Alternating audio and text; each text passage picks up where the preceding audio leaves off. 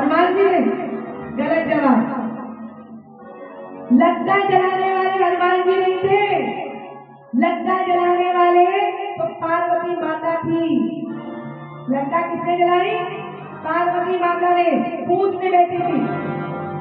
जब महादेव जी महाराज जी बनकर जाने लगे, पार्वती माता कहती मैं भी जाऊंगी। महादेव जी ने कहा तुम नहीं जा सकती। बोले क्यों नहीं जा सकती? बोले ये मेरा बाल ब्रह्मचारी रूप है, इसमें मैं पत्नी को साथ नहीं ले जा सकता। बाकी तो हर अवतार में मैं तुम्हें साथ लेकर गया, पति अवतार में मैं तुम्हें साथ नहीं ले जा सकता। पार्वती माता ने कहा मैं साथ जाऊंगी। कैसे जाओगी, क्यों जाओगी?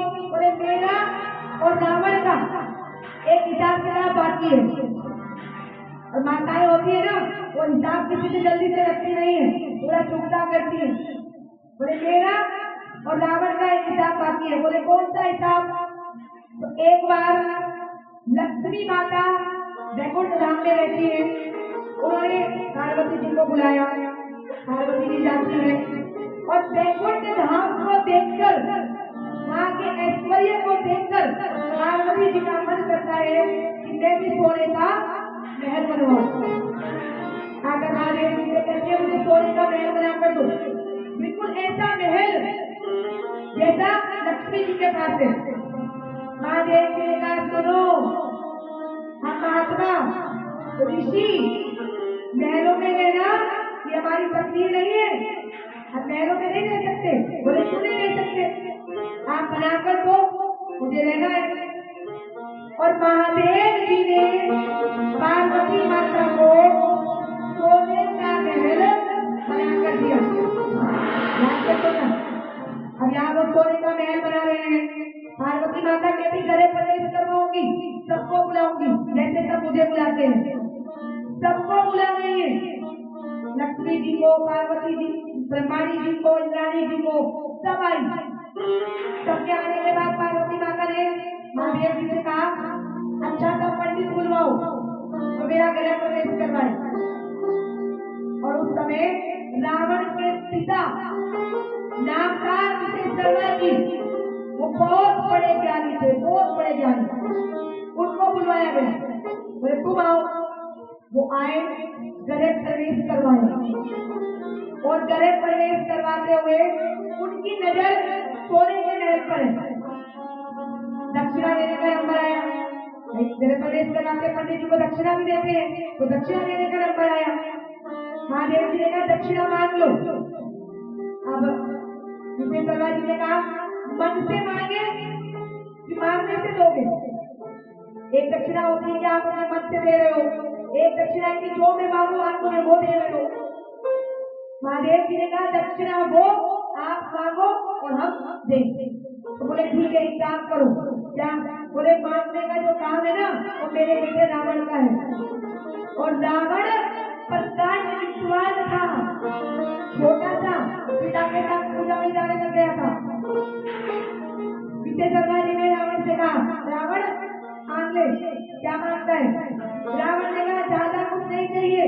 तो बोले एक काम करो, क्या?